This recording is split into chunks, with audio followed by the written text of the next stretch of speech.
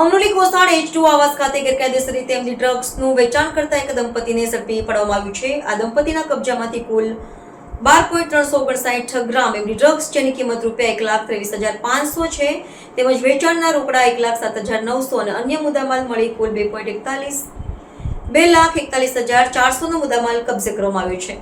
સુરત શહેર ક્રાઇમ બ્રાન્ચને ગુપ્ત બાતમી મળી હતી કે અમરોલી કોસાડ આવાસના H2 બિલ્ડિંગ નંબર 129 ઘર નંબર 4 ખાતે રહેતા મોહસિન અહમદ પટેલ અને તેની પત્ની સમીમ મોહસિન અહમદ પટેલ બંને સાથે મળીને એમડી ડ્રગ્સનું છૂટક વેચાણ કરી રહ્યા છે. આ બાતમીના આધારે ક્રાઇમ બ્રાન્ચના પોલીસ અધિકારીઓ અને કર્મચારીઓએ તાત્કાલિક દરોડા પાડ્યા હતા. પોલીસના દરોડા દરમિયાન મોહસિન અહમદ પટેલ અને તેની પત્ની સમીમબેન તેમના ઘરેથી ગેરકાયદેસર માદક પદાર્થ એમડી ડ્રગ્સ અને વજન કાંટા સાથે પકડી પાડવામાં આવ્યા હતા. આરોપીઓના કબજામાંથી કુલ 12.250 ગ્રામ મેફેડ્રોન ડ્રગ્સ મળી આવ્યું હતું જેની અંદાજિત કિંમત ₹1,23,500 છે. આ ઉપરાંત પોલીસે વેચાણના રોકડા 1,07,900, 2 મોબાઈલ ફોન જેની કિંમત ₹10,000 છે, એક કાળા કલરનું નાનું લેડીઝ પર્સ, એક લાલ પીળા કલરનું પાઉચ, 2 ડિજિટલ વજન કાંટા અને 53 નાની પ્લાસ્ટિક ઝીપ બેગની કોથળીઓ પણ કબજે કરી હતી. આમ કુલ ₹2,41,400 નો મુદ્દામાલ જપ્ત કરવામાં આવ્યો હતો.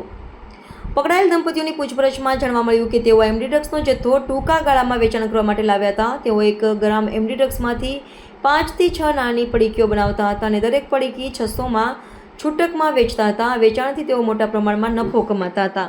ગઈકાલે સુરત ક્રાઇમ બ્રાન્ચના પોલીસ ઇન્સ્પેક્ટર કિરણ મોદી અને પોલીસ ઇન્સ્પેક્ટર H.S. સિંધાને એક બાતમી મળી હતી કે અમરોલીના કોસાડ આવાસમાં E2માં મોહસિન અહેમદ પટેલ અને શમીમ મોહસિન પટેલ ગેરકાયદેસર રીતે ડ્રગ્સનું એમડીનું વેચાણ કરી રહ્યા છે. No drugs in Surat city અન્વયે સુરત ક્રાઇમ બ્રાન્ચ અને સુરત પોલીસ દ્વારા સતત ડ્રગ્સ વેચનારાઓ વિરુદ્ધ એક ઝુંબેશ હાથ ધરવામાં આવી છે. એ અન્વયે સુરત ક્રાઇમ બ્રાન્ચની ટીમે અમરોલી આવાસમાં રેડ કરતા એ જગ્યાએથી મોહસિન અહેમદ પટેલ અને શમીમ મોહસિન પટેલ મળી આવ્યા હતા.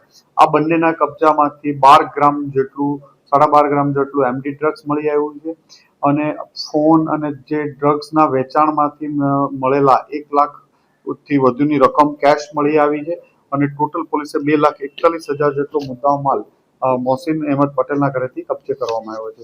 આ ડ્રગ્સ ક્યાંથી મળ્યું હતું, કોને કોને આપતા હતા એ બાબતની તપાસ ચાલી રહી છે. આ નાના અડધા ગ્રામની અને એની પડીકીઓ બનાવી કે એનાથી પણ ઓછાની પડીકી બનાવીને અલગ અલગ હસબન્ડ વાઇફ ઘરેથી આની ડિલિવરી આપતા હતા.